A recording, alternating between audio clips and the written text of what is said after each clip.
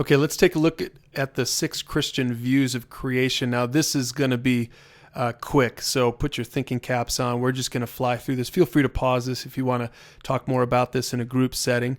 But we see that there are several views of creation. The first one is historic creationism, which is the view held by the authors of the book. What God created in the first verse existed for an undefined period of time, which could be anywhere from a moment to billions of years, before God began the work of preparing the uninhabitable land for the habitation of mankind.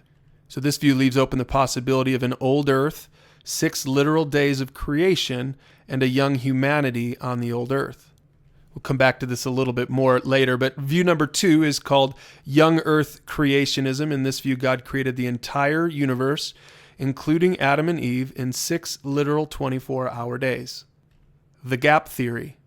Proponents of this theory take Genesis 1:1 to explain a first creation, and then after that, a catastrophic event, likely the fall of Satan from heaven. And according to this view, the earth is old from the first creation, but mankind is young because of the recent creation. So basically, there's a gap. So creation first, and then a catastrophic event, and then that's why we've got the young earth that we do now. That's how they would understand it in the gap theory. Number 4, a literary framework view. In this view, Genesis 1 and 2 are intended to be read as a figurative framework explaining creation in a topical, non-sequential order. And so here's an example of that. The forming was day 1, forming light and darkness, and the filling, which was on day 4, sun, moon, and stars. Day 2, the sky and water separated. And day 5, then you get the fish and the birds. So you see this literary framework here, kind of more poetic. View number 5 is called the day-age view. In this view, God created the universe, including Adam and Eve, in 6 sequential periods of time that are geologic ages, but not literal 24-hour days. And then finally, the theistic evolutionary view. In this view, God essentially began creation and then pulled back from working directly in creation to work instead through the natural process of evolution. The only exception was God involving himself directly again in the making of the human spirit. For the most part, this view accepts the hypothesis of evolution, but seeks to insert God as the creator of matter and overseer of the evolutionary process. Now, again, in all these views, the authors just briefly indicate why they don't adhere to these views, but they, of course, are from view number 1. If you want to read more about this, there's a lot of great books on the subject, but this is a good introductory lesson on the topic. Now, here's another good question. Are the 6 days of creation literal 24-hour days?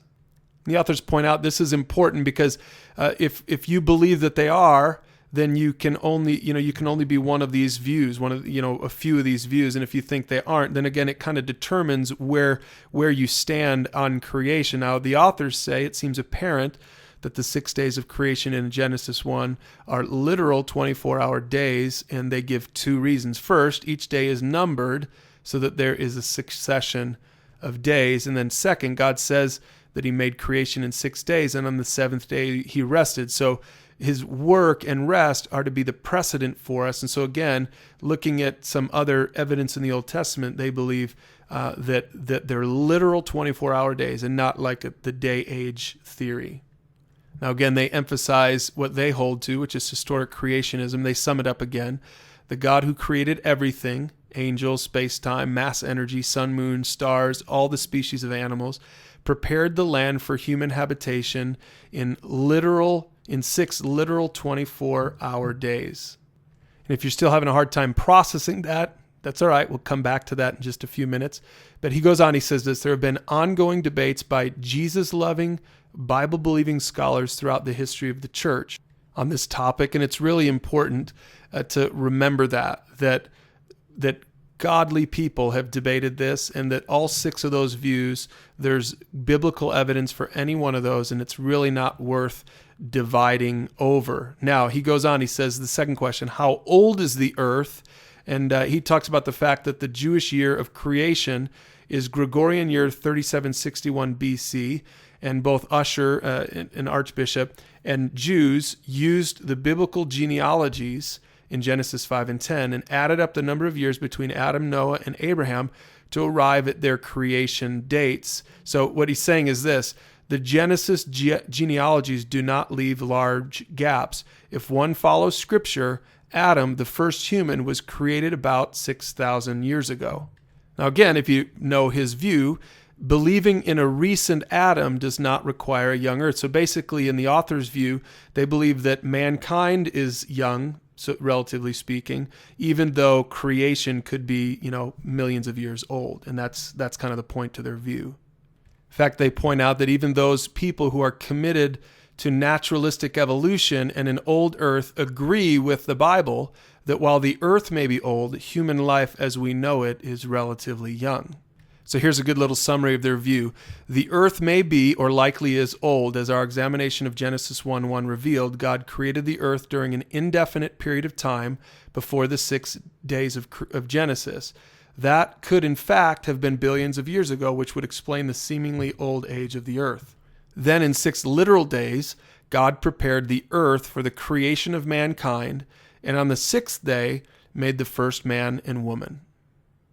And I love how the authors say this: it must also be admitted that the age of the earth is not of great concern in the Bible. The great authors of the Bible, including David, Isaiah, and Paul, and Jesus himself, never referred to the age of the earth, even though they asserted God as creator. And that should be good for us to remember as we consider this debate.